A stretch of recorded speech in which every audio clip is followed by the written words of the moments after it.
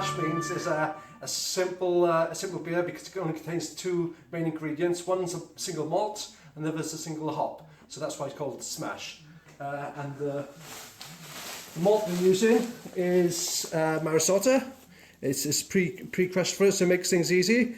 And we're going to use some cascade hops, which are stored in the freezer to keep them fresh. So we'll pull them out when we require those. We'll measure them up into the little pots, and we'll get things running off. And what's the most important thing about brew day, Dan? The most important thing about brew day, Phil, is actually to make sure you're well stocked with beer beforehand and you have plenty of home brew on tap and ready to use. So let's get started then, guys. Cheers, Dan. Cheers, Phil. So what do we do first in a brew, Dan? Okay, so the first thing is just to make sure everything's clean and sterile and we've washed everything. So what we've done is we've washed the tops, we've used the good old Dettol to clean all the surfaces down, and we're actually now put water in the kettle. So I've got water in the kettle. I've got 17.1 litres of cold water that I've heated up to a temperature of 69 degrees Celsius at the moment. And what kind of kettle is that? So that's a cast in German kettle, which is the first time it's been used. So I'm hoping good things from the kettle, and hopefully we'll find out during this brew day how it performs. Oh, we're already up to temperature. We're up to temperature, and it's just waiting now to put the grains into the kettle, and then we have to leave it in the kettle for approximately an hour at that temperature, and that's called mashing. So that's where the sugars come out of the grains in that hour and forms comes out of the grains and leaves the sugars in the water, and that's called wort. Added any sugar in this brew, but some people do add dextrose or sugar in order to actually increase the alcohol of the beer. But so we're just going au naturel. Yes, pure grains and hops. So we want to avoid something called dough balls, which are when the sort of grains stick clumps together. Clumps of grain, and you avoid that by putting it in slowly. In slowly and stir it as you put it in. Okay. One more thing before we start. Yep. Drink a beer. I think we should actually put the grains in, and this will go into the kettle itself, and that will stop the sort of the grains at the bottom forming a sort of crispy layer and actually damaging the kettle, so it keeps it separate. But also, when you sort of let your water out and put it into the fermenter later, it actually keeps all the grains in one place, so it doesn't mix up in the liquid and makes it quite dirty. So a one-word answer, well, not one word, built-in sieve, 3 words. Yeah, and a good hat. Right, here we go. Okay. So we can put a little bit in. Look at that going in. Can I be spoon man? You can stir it. Phil, you are a stirrer. There you go. Proper stirrer now. Are you going to blame me if there's any dough balls? Yeah, we don't want any dough balls, Phil. Is it all going in? It's all going in. Oh, okay. So we have 17.1 litres of liquid at about 68 degrees C. So we're just putting this in now. Oh, it smells gorgeous. Yeah. I didn't realise the smell had come so quick.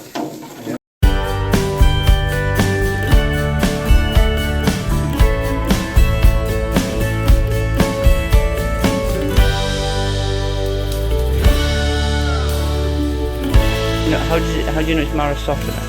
It says on it. It should do anyway. Where?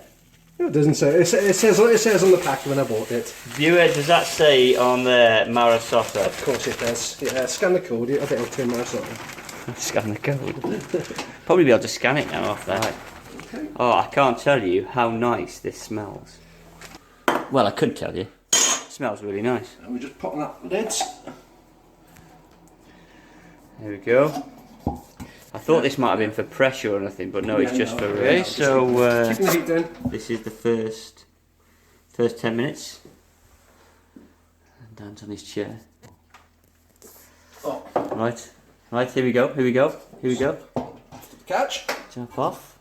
Oh, look at that now. Look at that looking. Oh, that's looking good. Well, the smell's changed slightly. Yeah, it's still very nice. Get my big nose There's in a there. chemical reaction happening there, isn't there?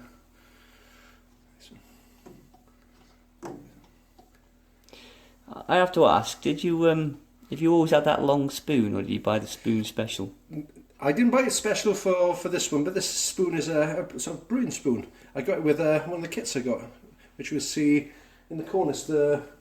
So yeah. So if you haven't checked out Penderyn whiskey, please do. There's a little thing on my fridge, a little marker if you want to see the spelling of Penderyn. That wasn't put there. Yeah, we don't work for Penderyn, but we do drink their whiskey. There we are. We'll put the lid back on, and we'll check back in another 10 minutes. Another 10 minutes. Oh, hang on, we've been jibber jabbering. What's the clock say? Oh no! Jibber jabbering. Yeah. Oh no! Get up that. Right, take the top off. Get ready for the smell, Phil. Get ready to smell. Is it going to smell different again?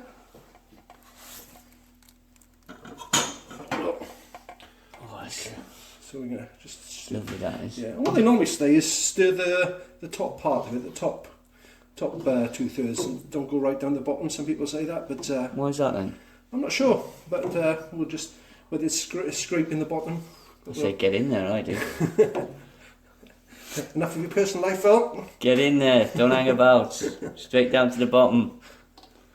There we are. Let me just give it a stir. Right, we're going to have to find out why we don't go all the way to the bottom. I'm interested now. We'll start at the top and work our way down. There we are. And what we're It's trying going to do to be is... slightly hotter down there. It's going to be slightly hot at the bottom, and that's where the temperature sensor is. So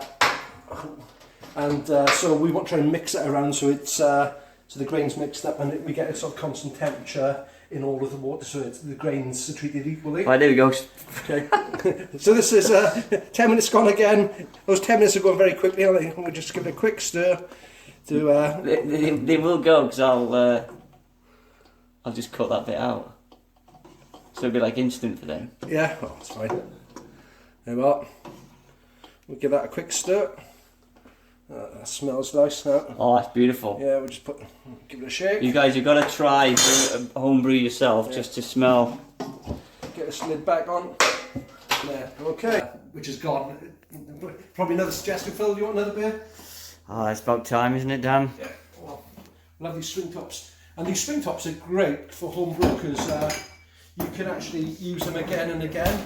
And the thing I love is they're great for the environment because you can recycle them, reuse them. So what we do is once we've had a beer. So if you guys don't know much about home brewing, what you get in the beer is the yeast still is still in the glass, and you get a little bit of sediment at the bottom.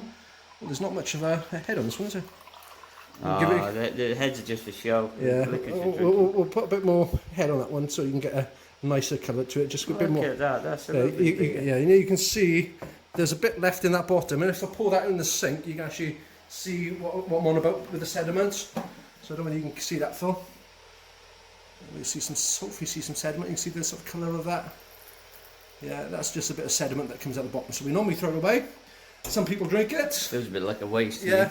Just while you're there, Dan, why don't you tell everyone why you've got that little cut on your hand? Which little cut on my hand? And on my chin. Yeah. How did you get those two? Yeah, that was a bicycle accident. 100 yards from my house, going to work. And in the rainy weather, and slipped on a manhole cover. But it was lucky though, because no one saw, did they? No one saw me apart from my next door neighbours. Right in front of them, head over heels. Yeah. Okay, we'll leave it there. Yeah. Right then, Dan, you just put the temperature up a little bit. Why is that? Yeah, I'm just going to knock it up to 75 because the end of the hour has occurred, and what they normally do is they say to put the temperature up to 75, just for a couple of minutes, so I think it protects the grains and the starch in it, so we're just going to increase the temperature because everyone else does it. Because everyone else does it, it's got to be worthwhile. Yeah. If everyone else does it and they know a lot more about it than I do, I think we should just follow the formula. Follow the formula. Looks back. Another drink of beer. Another bit of beer. Cheers. Right, so this is you've put the temperature up. Yeah, only for 5 to 10 minutes. We just got the temperature up a bit with the grains now, And so the next stage Did is... you just stroke it? I did stroke it. It's new. It's German built. It's good quality build. You just stroked the kettle? I'm not going to say any more about that. Yeah, I touched it on camera. It's not a euphemism. No, it's not. It's a kettle. Okay. You did stroke it though. I did stroke it. Okay. I do love my beer. Dan's just forgot something. Well, remembered something. He's going to measure the hops in case we have to throw them in case there's emergency. Emergency hop adding. I have a hop emergency. A few different hops there. If you freeze them, they last a lot better than putting in the fridge. So It's just like coffee. There's a good tip for you. Yeah, or like herbs. Herbs. Because hops are sort of like a plant. Well, they are a plant, aren't they? Yeah, a plant. So that's Like a plant. What's that? That's bitter and hops. Which one's this one? So, are you going to choose which one you think is best for this, or are you following a recipe? I'm following a recipe. Okay. Yeah, and it says to use cascade. Cascade, and that is a type of hop. It's a hop from an American sort of hop. So you get different daffodils. You get different plants. hops. Yeah, and they grow in different areas, different fields, different sort of intensities and things like that. And are we going to get to smell these in a minute? We will do, but I'm not sure how much you'll smell at the moment because they're frozen. So as soon as they start defrosting and we throw them in, we'll start getting some. How do you defrost them? You just leave them, do you? We throw them in. Throw them into boiling liquids. They normally defrost quite quickly. What are these little pots for then? You got these pots. Those pots. They look like they're from a takeaway. So we have. And they've had. With the hops, there's 3 hop additions. So that means we put those hops, we split them up into little bits, weigh them in grams, according to the recipe, and based on the timing, we throw them into the kettle. So the first thing. And how important is the timing of it? The timing of it will affect the flavour and bitterness of the beer.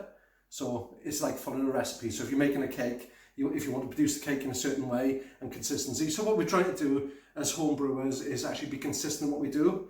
We want to do things to a certain time, certain temperature, certain timings. So that means we can produce beer week in, week out. They're the same quality levels.